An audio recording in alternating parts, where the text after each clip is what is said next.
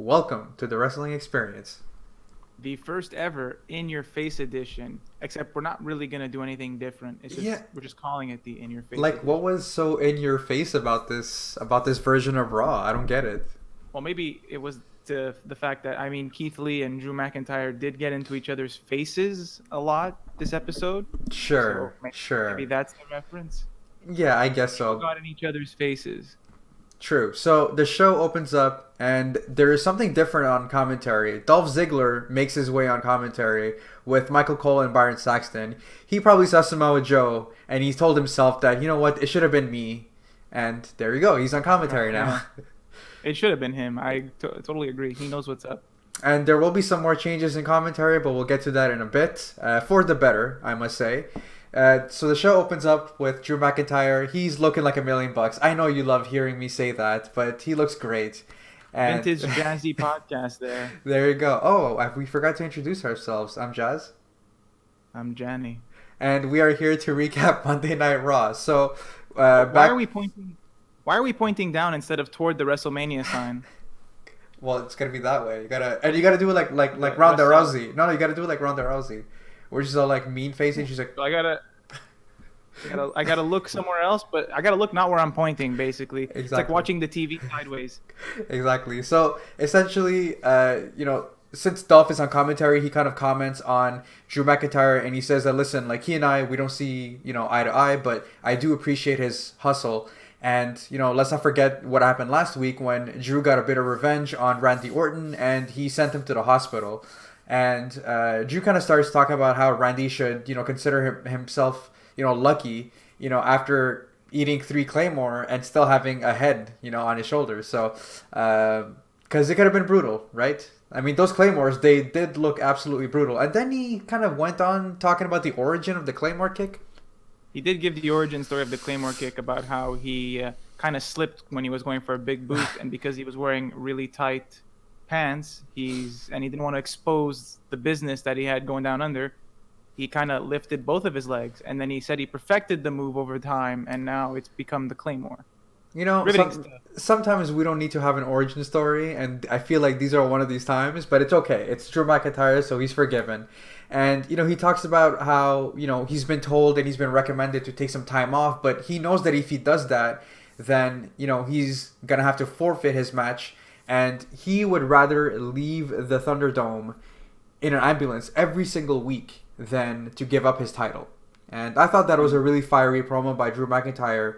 And speaking of the ambulance, he actually mentions that this is going to be an ambulance match, or he challenges Randy Orton to an ambulance match. So we don't really see those matches often, but they've always been entertaining. I think the last one we saw was with Braun Strowman, I believe, and I thought that was a and Roman Reigns. Roman Reigns, maybe, yeah. Yeah, that was a Yeah, really really good one. So ambulance matches are kind of weird, but they always seem to deliver. Like the concept yeah, is weird, but they deliver. I'm definitely I dig it. yeah, I dig it as well. I'm definitely for it. So, as he proposes the ambulance match, he kind of also shows us on the Titantron some victims of the Claymore. So we get to see Brock Lesnar, we see Seth Rollins, we even see Dolph Ziggler, and he even mentions that to Dolph Ziggler. I'm like, hey Dolph, like you're there. Very Firefly Funhouse looking with the victim. Yeah, and we have WWE official Adam Pearce. I find it so funny that they only call him WWE official. Just call him like unofficial GM or something at this point, right? Because he's running both shows, it seems. Why do you care so much? If anything, they should shorten his name like they do with everybody else. He should just be Adam or something. Or official. Instead of having WWE official. That'd be very funny. So he basically goes on and he gets on the mic and he says that, listen, like it's highly unlikely that Randy is going to be here tonight, and it's actually possible that he might not even be able to face Drew McIntyre at Clash of Champions. So it changes the gravity of your match tonight, Drew, because you're facing Keith Lee, yes, but if Keith Lee is able to beat you and Randy is not able to make it at Clash of Champions, he will be replacing Randy Orton. And so that basically brings out Keith Lee, and he's all smiles because, he's got some great news. If he beats Drew McIntyre, he's going to be at Clash of Champions getting his first title opportunity. It's a lot of ifs, but yeah, they shake hands quite awkwardly. It was weird. yeah, we move on. That's definitely foreshadowing something later. Let me tell you. Oh yeah, for sure. So we do have our champion versus champion match, but it's not for the titles, however. So I guess explain that to me or not. But Well, I mean, the champions go up against the yeah, I champions and not guess. have to defend their title. I mean, what's the point? But sure. So And what they I explained the wild card rule too. What yes, their new version of it. the They're brand. really trying to explain that to us. Well, it's called the quarterly brand to brand tag team invitation or So something. it's Only only for for tag teams. Yes, So that doesn't explain Braun Strowman appearing on Raw Underground later on in this episode. spoilers. Great. But anyway, so we have Shinsuke Nakamura and Cesaro facing off against the Street Profits and Solo Red Cups. I'm a big fan of that, so I like seeing just a bunch of Solo Red Cups just kind of flying in the air. The match was actually really really good. So Cesaro, he doesn't take long to really assert his dominance in the match, and he hits Angelo with an uppercut, like maybe 3 seconds into the match, and he already hits him with a brutal looking uppercut. And I remember at one point towards the match, like Shinsuke was outside and he was about to hit the Kinshasa on I believe it was Montez Ford, and he actually missed, so he kind of injured himself, and Shinsuke was out of the match. And Cesaro, like, he tried to hold his own, but unfortunately he didn't actually notice that it was Angelo that actually tagged himself in as Cesaro was doing a top rope suplex move. And as he did the move and he kind of fell on the ground, that kind of led Angelo to kind of hit the frog splash for the victory. So again, it was a little bit of a miscommunication, or I mean, not really miscommunication, because Shinsuke was down, but Cesaro wasn't able to kind of get the victory for his team.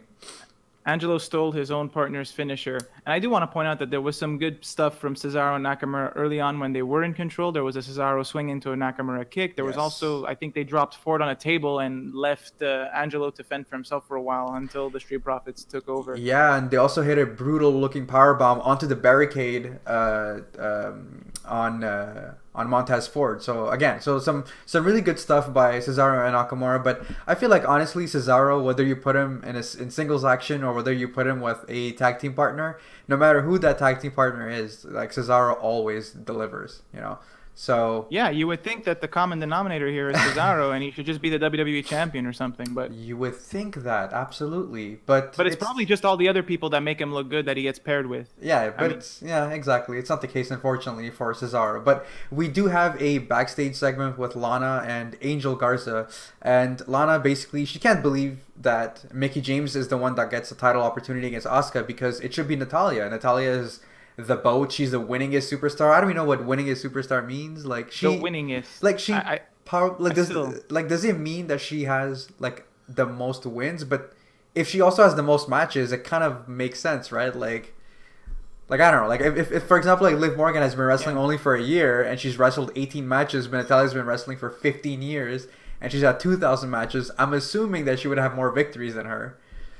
Let's hope so, because if we actually check the stats, we don't even know. Natalya does lose almost as much as she wins. She does. We don't know. Also, Lana was upset because Mickie just asked for a title opportunity and got it. Like, that's crazy. That's unheard of. And Angel Garza just agrees with her and thinks she's making some very rational points, which is a blatant lie, because I don't think Lana's ever said anything rational in her life. But the funny thing is that like the whole flirting between Angel Garza is such, like, he's so good.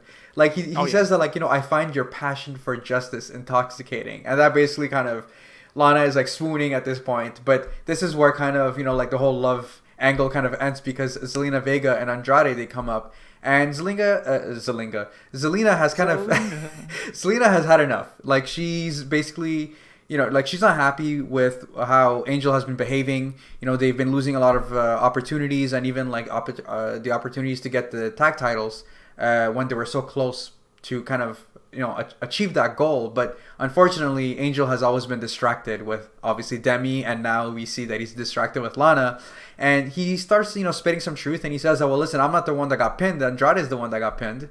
And they start screaming at each other in Spanish. Zelina has had enough. She walks away, and there's a little brawl between Angel and Andrade. So it seems that another tag team has, how do they say it? Another one bites the dust? The tag teams are in shambles right now. But one thing that I'd like to know is, where is Demi? You brought her up, and where is she? Is she bedside with Ivar, who is recovering from an injury? What's going on there? Yeah, or it seems that she Or she got kicked off The Bachelor. there we go. I was gonna say maybe she's back at the Bachelor, got kicked off. But so we do have the Hurt Business. So we know whenever the Hurt Business show up, big things are popping, little things are stopping. They look so great. Cedric is all smiles, and we see a video replay of what he did, the brutal attack on Apollo Crews and his best friend Ricochet, or his brother Ricochet. And So many recaps. so many recaps. And Cedric, I feel like this episode there was a lot of talking, but Cedric basically kind of goes on a, he talks about his social media account blowing up because everyone's asking him why he turned on his brothers, and he makes a fair point. He's like, listen, like, I was tired of getting beat down on Mondays and then waking up on a Tuesday being so sore that I couldn't play with my kids, right? So it's like, I was like, He's all right, got cool. kids. He's got kids, he's got a point as well. And this basically, leads to Ricochet and Apollo Crews. They've had enough. They've heard enough, and they basically says that that he has been too weak-minded and he's been manipulated by MVP essentially. And I have to say honestly, like, from the moment that I've seen Ricochet and Apollo Crews and Cedric Alexander, this had to be the best exchange of promos between them I've seen so far. Like, it was so good. Yeah, all three of them really hit the hammer on the nail there, or hit the nail on the hammer. Which one is it? Which one is it? So I'm not even sure. I did also appreciate MVP's little subtle things that he was doing, like when Yeah. Ricochet was, pouring his heart out about his betrayal and how he felt. MVP kind of just like wiped a fake tear, or maybe he actually cried and made it even better. it I'm was not beautiful. sure. That did add to it by quite a bit. And essentially, like, I feel like MVP has probably a lot of pull in this story because it really does seem that, like, everything that MVP touches turns to gold, because the Hurt Business has been going so well, and we'll see how they've been implicated in this episode, because this is not the last that we're going to see of them. They're heavily implicated in this episode, and for the better. Yeah, and for the better. And everything that they've done so far with Cedric, like, I was all for it. Like, we've been talking about this for over a month now, where they kind of started planting the seeds about, like, Cedric maybe possibly turning, and they took their time with it. Like, it wasn't like a very very quick thing. Like, Cedric got beat down, and like, it makes sense. Like, when Cedric justifies, getting beaten down every single Monday, you know what I mean? It kind of added weight to the story, and actually you kind of felt sorry for Cedric as well, and you're like, oh, I understand why he did what he did. So again, He got just beat down. He Yeah. even got beat down minutes before he turned and switched sides, which was Essentially. great. I got to a point where I was like, okay, they're not doing this anymore. Yeah. They've given up on it. It's not happening. Yeah, And then it did. so we do have a one-on-one match between Ricochet and Cedric Alexander because of the weird finish that we got, or the non-finish that we got last week, where clearly Ivar was injured, and they kind of maybe had to change something on the fly. But again, like, so what I would say about this match is, like, it was pretty high octane, which is just something that you would expect from Ricochet and Cedric Alexander. But Cedric kind of had something different. He was kind of wrestling like a heel. Like, it was more strike heavy, I found, and there were a couple of things that I was like, yeah, that's something like a heel would do. But again, like, it kind of fits the mold, and like, I was still impressed with this match. And the way that it kind of finished, it got caught, like, it was basically a distraction caused by Shelton, and Cedric was able to take advantage of that distraction and hit the lumbar check, a beautiful looking lumbar check. But come on, kudos to Ricochet for that sell.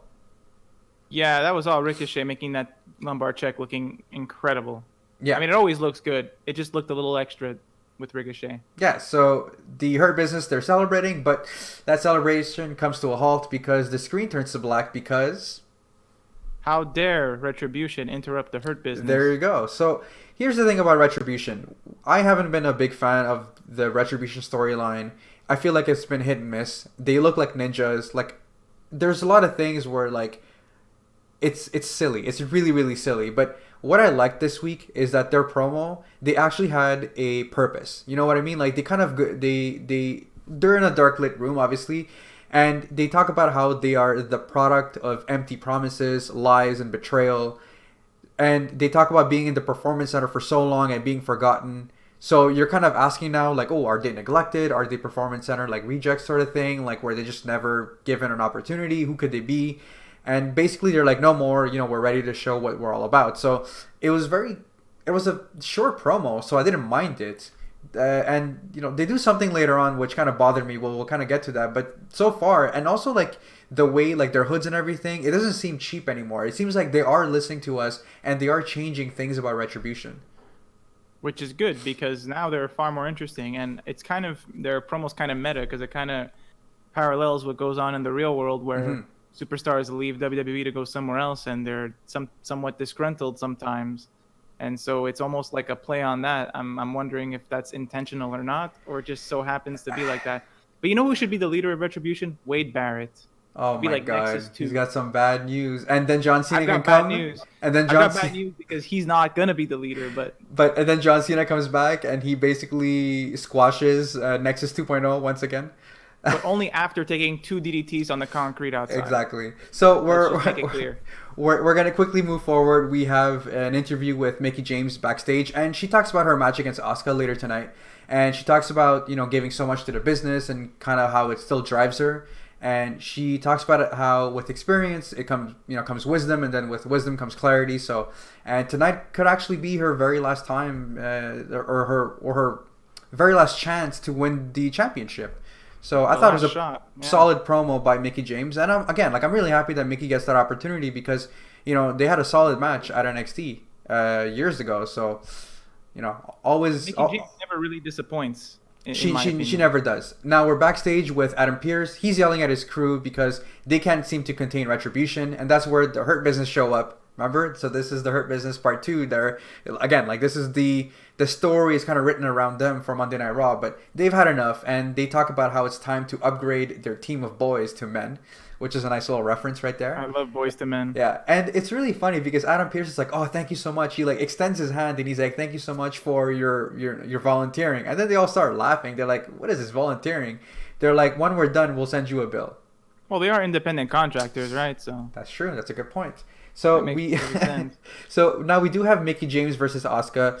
I guess solid match, yeah. It was a solid match. Essentially, it's a tug of war between them at the beginning, and one of them, like, they're both basically trying to one up the other and trying to best the other person. And I'm really happy that Mickie James got some offense in because she's a veteran and she's been doing this for so many years. So it was believable that Mickie was getting some offense in against Asuka. But the finish, again, was really weird because it seems that Asuka put her in an Asuka lock, and then I didn't see her tap. And then the referee just kind of called the bell, and then Michael Cole was confused, and he was like, "Oh, Mickie tap." But then it seems that it was bizarre, yeah. Yeah, it basically seems, and this is something that I read, but it seems that Mickie James sold it so well that they thought that she was legit injured. So the ref basically arm injury, right? We're talking about the arm that was worked throughout the match. Yes, and essentially the ref basically called an audible, and he's like, "All right, well, Mickie can't continue," and that's basically what was announced. So Asuka wins because Mickie was not able to continue on. But isn't he supposed to reach out and have them pinch him to know that they're okay? Like, it's a bit bizarre that that it would happen like that. But you know what? It was fine. It wasn't the worst bizarre finish I've seen. Yeah. So the thing is, what was most interesting was after the match, because out comes Zelina Vega, and she announces that she's tired of managing. She's done. Her days of managing are over, and she's now a full-time performer. So she's kind of done wasting her time managing ungrateful people, and then she kind of talks about how Asuka was handed this title, and she's ready for this title. So she slaps Asuka, and she quickly escapes before Asuka is able to kind of fight back. I mean, Asuka was handed the title, but then she lost it and had to win it back. So, I mean, it's reasonable. And I assume Zelina probably overheard Lana's talking earlier backstage about how Mickie just asked for a title opportunity. She's like, why don't I do that? And now she's going to be in for the title. It looks like she's probably going to lose because there's no way she has the credibility to beat Asuka, but it should certainly be a good chance for her to show off because I'm sure she's very good. In NXT, she was always doing those hurricanranas and whatnot to distract Andrade's opponents. Yeah, exactly. And when he was the champion in NXT, it was a very great run. Mm-hmm. So we do have a backstage interview with Charlie and Keith Lee. He basically talks about knowing Drew McIntyre for a very long time, and that the one thing, though, however, is that he hasn't enjoyed him interfering in his matches. And, he knows that Drew is going to do whatever it takes to remain WWE champion, but Keith Lee will do what he must to become WWE champion. And then Charlie asks him, about his injury, and he's like, listen, I don't want to take advantage of an injury, but I will do what I must. So yeah, so he's willing to do what it takes, even if it means breaking Drew's almost broken jaw. exactly. So we do have a quick match between Bobby Lashley and Eric. So It's important to note that this match came about because of an interference during Yes. Ricochet and Cedric Alexander. Eric just showed up and got beat down. They decided to go backstage and maybe have a steak dinner and then have a match official or something. Well, Michael Cole did say that they were going to have a match later on. So I feel like the match was already determined. And then Eric would just, he wanted his buddy. Like maybe he was texting his buddy Bobby Lashley and he wasn't answering. And he's like, I want that steak dinner. And he kind of rushes to the ring. And who knows? Like, this is how it started. But honestly, Bobby Lashley didn't have his phone when he was ringside. So he ran out to ask him about the steak dinner. He's like, let's go. But yeah, so essentially, like, this was such a good match between these two big men. Like, if you're one of those people that are like, oh, I don't like to watch big men wrestle, like, this is the match. Like, I would be like, watch this. Because, Lashley, like, just zero effort, just picks him up like it's nothing. And, like, he's so powerful. It's amazing. But the sad thing for me, though, is we read that Ivar got injured legit and he might be out for a year. Oh, that's another tag team down the tubes there. There you go. So all the tag teams are crumbling, but Lashley is too powerful. He's able to put Eric in a master lock for the victory, and the Hurt Business, they're rolling tonight. So the full Nelson is actually called the Hurt Lock now. They really messed up there, I think. It should just be called the Master Lock. I do like the Hurt Lock. It makes sense. Didn't Bobby Lashley was the first one to break out of the Master Lock. He could have just inherited the move. It's too good. It writes itself. Like this is unfortunate. That's a good point. So we do have a backstage interview with Kevin Owens, and he basically talks about how he doesn't know why Aleister Black attacked him. Maybe it's because he's been in that dark room asking for a fight for 6 months and nobody showed up. Or maybe it's because of what he said during the KO show. Or maybe it's because his 40% off coupon at Hot Topic expired and he's really sad that he couldn't buy his favorite band's t-shirt or something like that. But that's a good one. But the more I think about it, I think it's right. The first thing he said is right. Nobody picked a fight with him, so now he's picking fights with people. Yeah, exactly. I mean, it only took him 6 months to kind of get out of that room and start picking fights with people. I mean, you know what? He finally decided to act. That could have been gone on for another year or so. So yeah. He finally decided to take action. Good for him. But what he does know is that Aleister will know what it feels like to pick a fight with Kevin Owens. And as he kind of leaves, Aleister comes in scene and he's kind of looking on a little creepily. With his bandage wrapped around his eye that we know is not really doing anything. Yeah, so we do have the steel cage being set up, but before that, we see Braun Strowman trying to enter Raw Underground. So as you mentioned previously, he's pissed off and he wants to beat people up. So I find it so funny that he goes from the SmackDown main event scene to Raw Underground.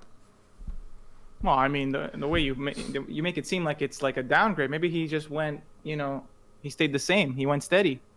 Probably not though. Sure. But yeah, he's in. The monster's in. He wants to beat people up. That's what we need to know. Yeah. So and we have more before the cage match. We also have that backstage segment with Seth Rollins and Buddy Murphy. Yeah, we do. Just Murphy. And it was quite brutal because he talks about this being a perfect night, a perfect opportunity to teach Dominik a lesson since they're going to be entrapped in a steel cage. And he has something really important for Murphy tonight. And Murphy's like, yes, sir, like, I'm ready for this. And then he just slaps him silly. And he's like, your role is to stay backstage and not ruin my night. And he slaps him again multiple times. Like, he just kind of grabs him by the throat. And it's just really brutal stuff. I feel bad for just Murphy. Yeah, and Seth came in and it seemed like he was so inviting and he was all nice. And he just like... Yeah, he just he welcomed him with like open arms and stuff. I was like, okay. That was what a swerve. That was a little hard to see, but...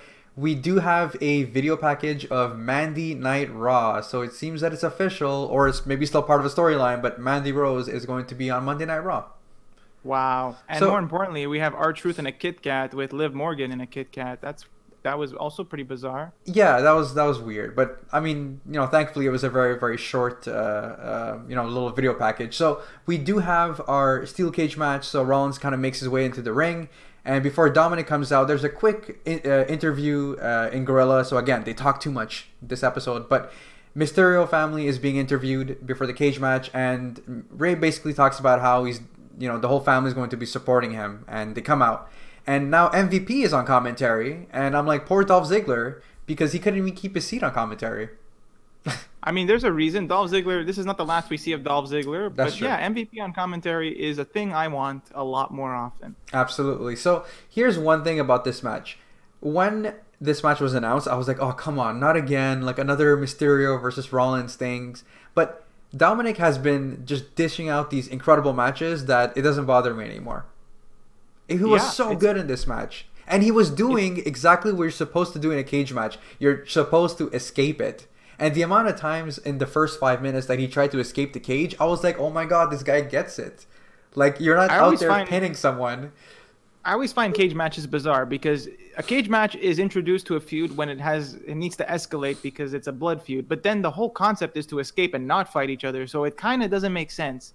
Yeah. So it's like they want to beat each other up, but like they got to escape to win. Yeah. But I agree. This was good. Dominik did try to make some escapes. So did Seth Rollins. The kendo stick came in, played a huge role. Buddy Murphy, or just Murphy, was ringside, actually. He slipped in a kendo stick, and Seth was eager to take it. So I guess he did appreciate the help. The tables turned, or the turn tabled, when Rey Mysterio did the same thing for his son, passing him a kendo stick. Was it the same one? I don't know. Maybe it was a second kendo stick. The most beautiful thing on the match was probably the superplex into a Falcon Arrow. That was just super nice. That upper body strength, man.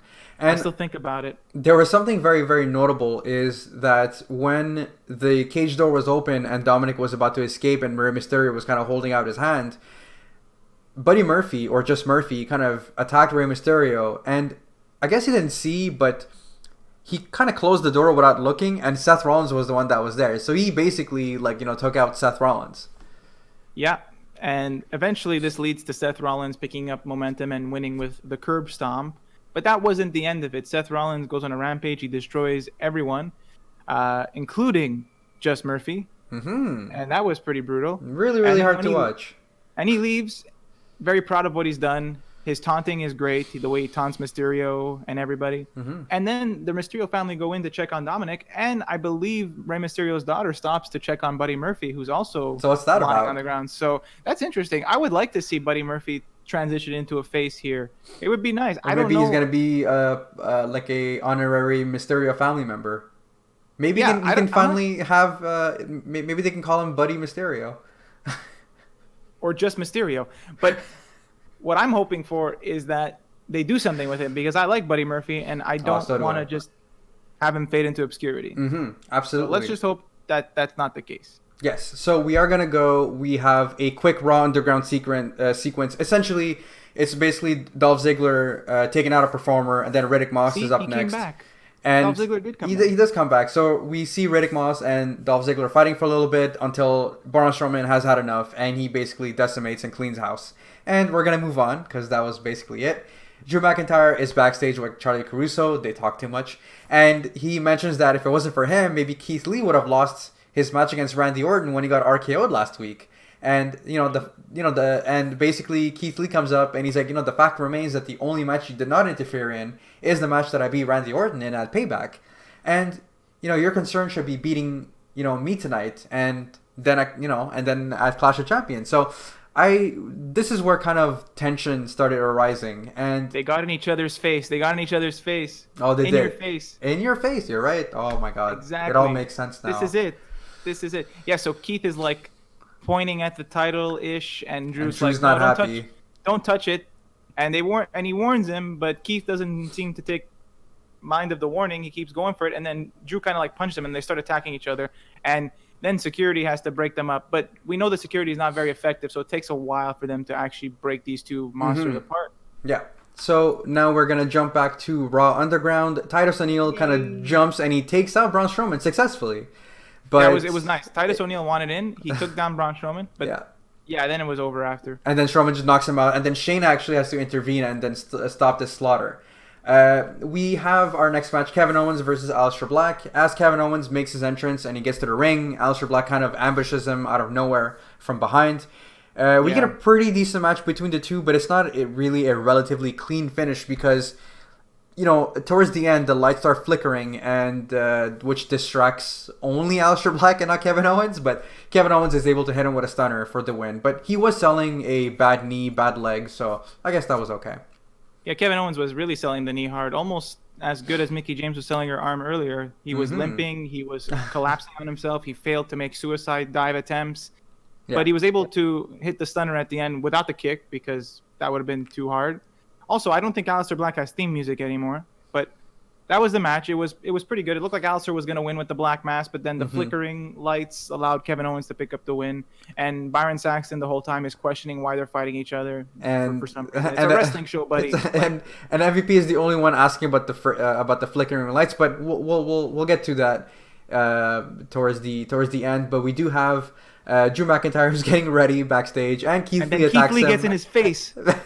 He gets in his face and he attacks him, but Adam Pearce is there. He intervenes and he's like, "Listen, guys, you're gonna take the action to the ring, or if not, your match is canceled." But before they have this match, though, we do have Lana and Natalya versus the Riott Squad with Nia Jax and Shayna on commentary. And I found the commentary to be quite more entertaining than the match itself. The bickering was amazing.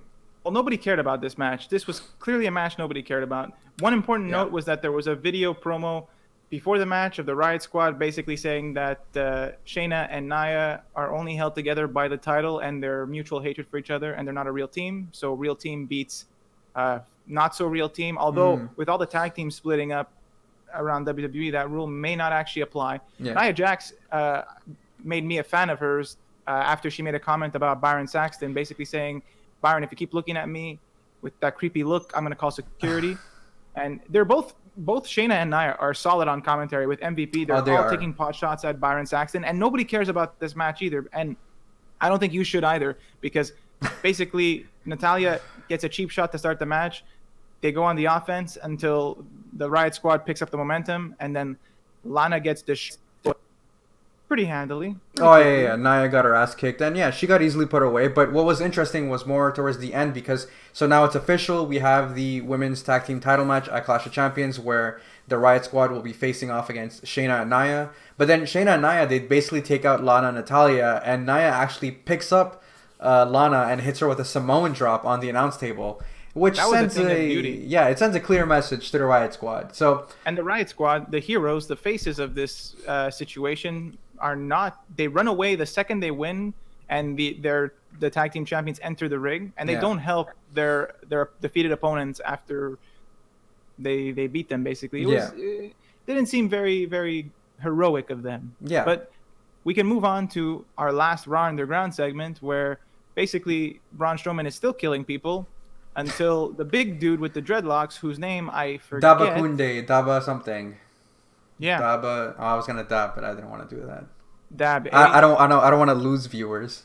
And when they finally came face to face, Shane McMahon had to split it up. He's like, "Yeah, that's for next week." That's for next week. So, great job, Raw Underground, giving us the blue ball. So we're gonna go to our main event. We have Keith Lee versus Drew McIntyre. Both men are fired up. Keith Lee kind of starts working on him early onto the turnbuckle, and he actually kicks Drew McIntyre on the jaw, taking control of the match pretty much. Absolutely. Drew McIntyre. Oh no, he doesn't care. Drew McIntyre does try to fight back, hitting him with a headbutt of his own, belly to back suplex on Keith Lee. Towards the middle of the match, Lee hits a top rope suplex on Drew McIntyre. This is where I'm like, man, the match is starting to get really good. It's heating up. And can you believe that the ring didn't break during the superplex? I don't know how they did it, man, but as the match got really good, I'm like, something is about to happen. And there's the cue. Retribution, they come out. They surround the ring. Both men, they try to attack them, but there were maybe 800 members of Retribution all of a sudden. There were far too many. But the best part is out comes the Hurt Business. And the Hurt Business, they're there. And with MVP. On commentary. All of a sudden. He was on commentary during this match, so I'm not really sure when the transition happened, but he's on stage with them, and he's coming out, and they're ready to... Essentially. They look great. They're all wearing suits. They basically take off like the little jacket, and they start attacking Retribution. There's chaos outside the ring, and the show ends with Drew and Keith Lee, in like just purely in sync, hitting a top rope suicide dive, taking out everyone, and that's how Raw ends. Now, would you say that the Hurt Business got in Retribution's face? I see what you did there, and I will give you that. I will. Nice. I will. Here, nice. You actually get a clap. Nice. Good job. So, if I had to kind of sum up the show in a nutshell, if I had to get like a number to the show, I felt it's a very 6.5 on 10 episode of Raw. Like I found that there were too many promos. They were talking too much.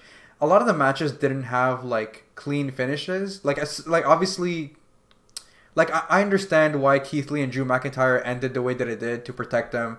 Aleister Black and Kevin Owens, maybe they want to have like a blow off match at Clash of Champions, something like that. I'm not really sure, but I did find Neither that one is champion though. Yeah, but if I'm not gonna harp too much on the negative, like the positive, which I think that you'll also replicate, would be the Hurt Business. They have no pun intended, the MVP so far has been MVP. And whatever he touches, like I said, turns to gold. And the Hurt Business, man, they're rolling right now. And they're probably the best thing. I don't even know if it's a face turn or whatever it is with them kind of standing up to Retribution. But dude, like I'm definitely all for it. Yeah, I would agree that the Hurt Business was the strongest point of the episode. There was also a really good cage match. Yes. Mickie James put on a great show in her match with Asuka. Even with a weird finish. The Drew McIntyre narrative made him seem a bit heelish, which I mean, is interesting. But it wasn't super heelish like Roman Reigns on SmackDown. He was just, he's just kind of like a wounded champion that's kind of making sure he doesn't lose his title, which I think makes sense for the character. Yeah, so like it's any means necessary. I'm gonna keep this title. Like as he said at the beginning, right? He's like, I would rather leave Monday Night Raw every single week in an ambulance than lose my title. So clearly he wants to be a fighting champion. So there's like that face side, but he's gonna do it at any means necessary, which is very refreshing to see a face kind of act like that way. Because I've always find that faces are like idiots, and they always put themselves in like vulnerable positions and stuff. And Drew McIntyre is like, listen, I'm a fighting champion. I'm gonna do things my way, and I want to keep this title. So, I'm definitely all for it. So, one other thing that I was gonna say, which really surprises me, is how entertaining Nia Jax and Shayna Baszler have been. Yeah, I never thought I'd say that. It was the odd couple, Shania, as I like to call them, Shania Twain or something. I'm not even sure. Regardless. Wow. Shania Twain is a Canadian legend. She's Canadian like us. Yes. Let's have the respect for that. Now, yeah, great stuff. I'm interested in this tag team. I don't expect the Riott Squad to win, really. So no, I don't expect them to win either. But hey, that was our recap for Monday Night Raw. Again, middle of the pack episode. But I'm excited for what's coming at Clash of Champions. You guys can find where to find us at the description box below. Where to find us on Instagram, Twitter, wherever you listen to your podcast, video format, audio format, and we'll see you guys in the next one. Do you think with all the tag teams breaking up, do you think that might put our tag team at risk here? I mean, if that ever happens, clearly I'm going to be going to the main event scene, and you're going to be delegated to the 24/7 title. What do you mean? Why do I have to go to the 24/7 title? Why don't I get the main event? Because you're a B+ player. Are you serious, man? I cannot believe you would say that about your tag partner. Jesus.